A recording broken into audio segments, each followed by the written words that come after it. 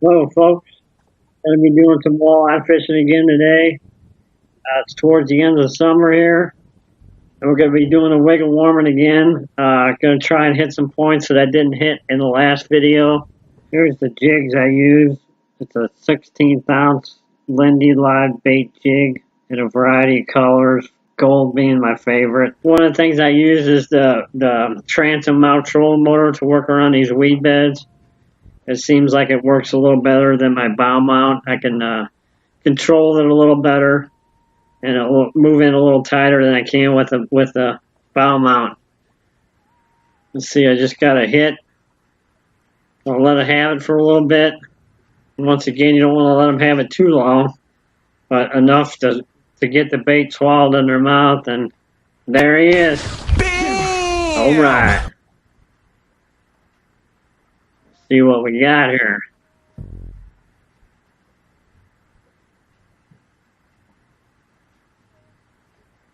It's like walleye. Alright, let's get the net out. Get him in the net. Got him. Alright. One of the other things I mentioned is the depth. This is a technique where you're... Nice fish. We'll let him go here. Where you're not on the bottom, you're up off the bottom, so it's not a technique where you're bouncing the jig off the bottom. You're actually, the jig's actually up.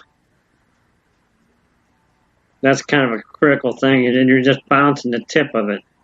So you just want it up higher off the bottom. Just got another hit here. Let him have it. So it's not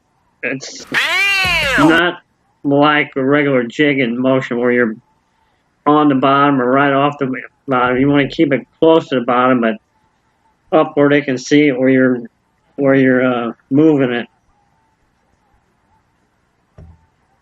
Another good fish, I think. Get the net.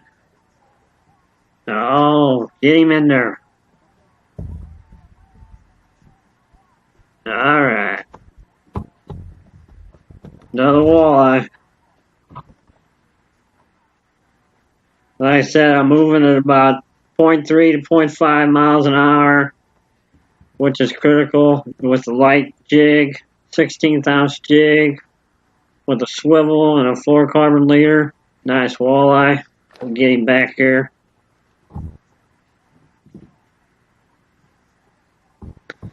Another thing I do, kind of a 1-2 approach with this wiggle warming, I'll actually vertical jig it if I get in an area where I see a bunch on my graph, a high concentration of fish, and so if I just want to try to sit over and get them, it works that way as well. Just got them hit there, let them have it for a little bit.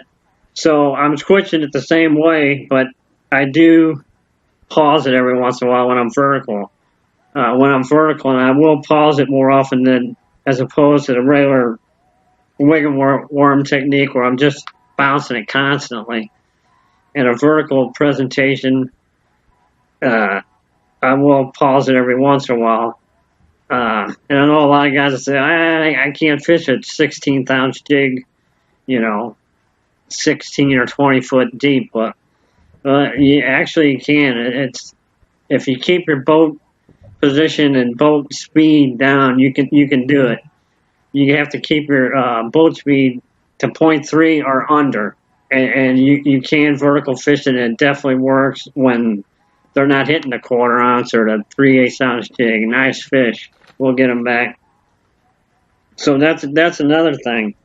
You can fish the deeper water, and like I said, if you got a certain group of fish marked, that's when I'll go try to sit over top of them and vertical them. And it definitely works in the deeper water too. So if you're off a point or something and you got a bunch of fish marks, you can wiggle it right the same way as you're moving around these weed beds. Say you're working off a point or something, or off a hump. You can do the same thing. But when you're doing the vertical, yeah, your boat speed is really critical, especially if you're fishing deeper water. You got to keep it under 0.3 or under to keep your line more straight up and down. Okay, now here I'm actually fishing vertical, and in this case, I have my bail closed. I don't have it open on the regular wiggle worming technique where you got it open and let them have it. So once you feel them, give them just a little bit of time before you set the hook. Now see, he just bit there, and I gave him a little time. It's all a technique. You just got to get used to doing it. Once you get comfortable doing it, it puts a lot of fish in the boat. So that's kind of my 1-2 approach for wiggle worming. Is, just moving around the weed bed constantly, or say if I'm fishing off a point or off a hump or something where I'm deeper, just vertical on it, and it works the same way. They love it.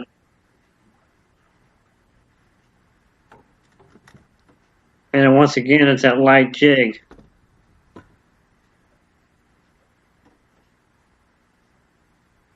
Just the way that crawler bounces around with that light jig, it seems to work really good.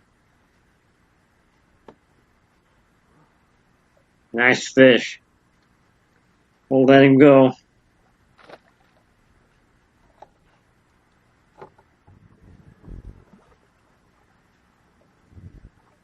So now I'm back to the regular technique where I got the line over my finger and the bail's open.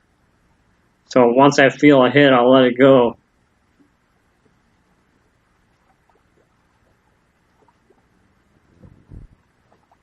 You see I'm just bouncing that rab tip just the whole time.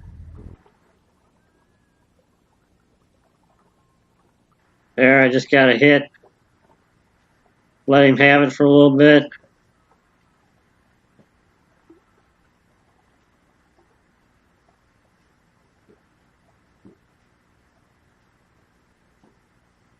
Set the hook. Ooh. Oh, this one feels pretty good. I don't think this is a walleye. Oh man, it's a big giant bluegill. Big bluegill. Oh baby. Get in that net. All right. Oh. That's a monster bluegill. Monster bluegill. All right. And then this technique definitely works on perch and bluegill as well, and every once in a while crappie.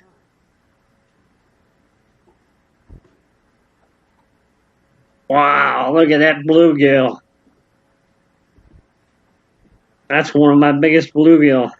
Wow! It's like a dinner plate. Well, folks, give it a try. I think you'll be happy with the results.